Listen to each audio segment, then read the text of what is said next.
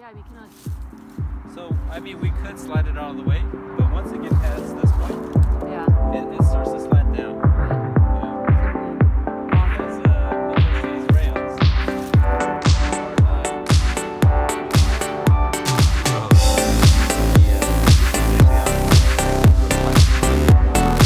What's that?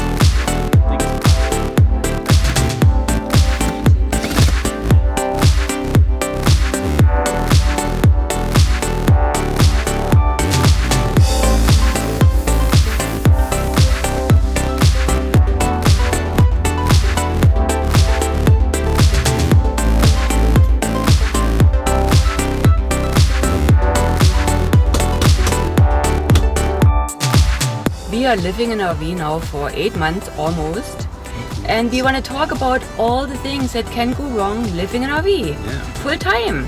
We're approaching a year. It's a long time.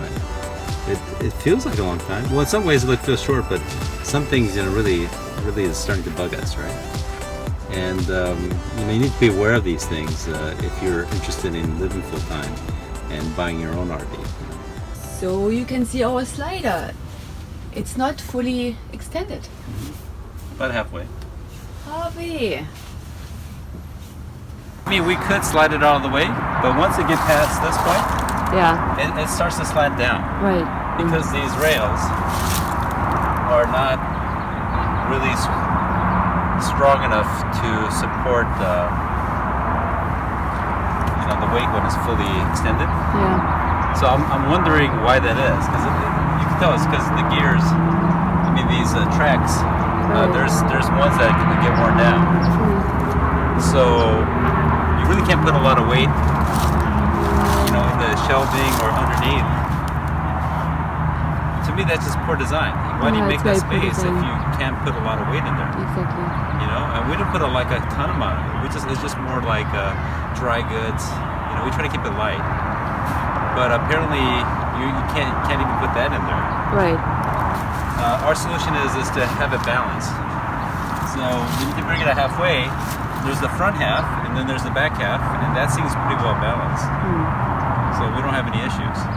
Lately, it seems like every week something else falls apart. I'm really thinking that it's natural wear and tear, because essentially you have a small house, right?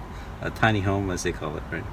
On a vehicle, and you're rattling it around, and not only that, but a lot of these, like the slide outs are all electric because, you want to make it, when they sell it, they want to make it seem like it's very easy. You just press a button, it goes out, comes back in.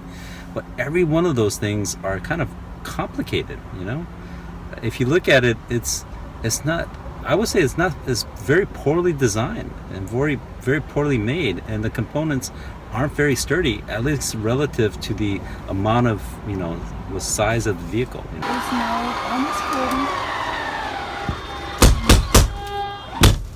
I think it's going to cost us, several $100s to fix. Yeah. Because the parts are like $200-300.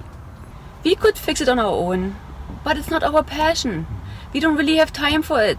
We'd rather spend our time on things that we really have joy, that we enjoy and we have passion for it, like you're saying. There are definitely people who love fixing up, but that's not us. And if you're one of those, then obviously these problems, will be It cheaper. will be so fun for you because you love to do it. Because believe me, it's gonna break and lots of stuff. Oops. The table just broke, just fell apart.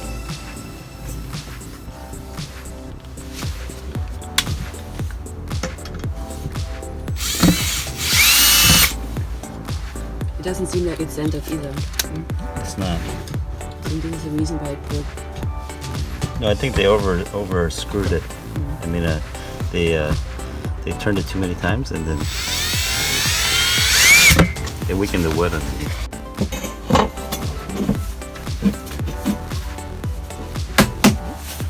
We just don't understand why things break so easily.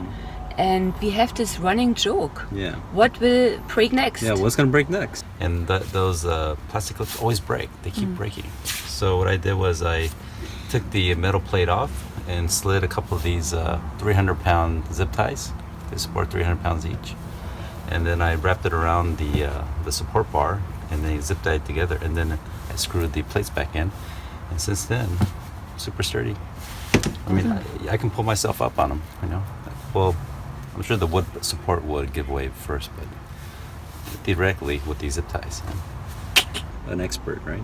He warned us that you should get the annual, warranties, right? The maintenance insurance that covers everything, right? Bumper to bumper. It's like $6,000 for ours, and we're thinking like $6,000. That's a lot of money. That's a lot of money for some kind of additional, like bumper to bumper warranty on top of what's already there. And I'm thinking, why do you need that? I don't think we're going to spend $6,000, but I'm realizing the reason why those sell is because you really need to budget, quite a few thousand every year for just things that break down. We're going to fix this, but temporarily while we're on the road, this thing's actually connected through a plastic clip. Well, it's actually, the whole thing is plastic. Right. In fact, all these panels are plastic. So apparently, for some reason, I guess the wind hitting this, it vibrates it maybe.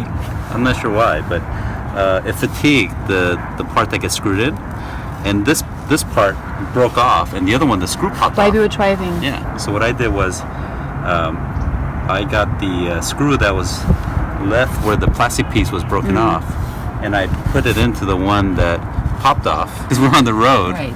And then I taped up using our magic, the thing that solves half the problems, right? For now, until we can get a more permanent solution. We have like plastic stairs now, and they work great. They work fantastic. But I'm now thinking that the manual stairs are so much better. Yeah. That we hit it on the road. And that's going to mean that we'll probably have to replace the whole unit. You need to be aware of these things if you're interested in living full time and buying your own RV. It's a common problem, a lot of these.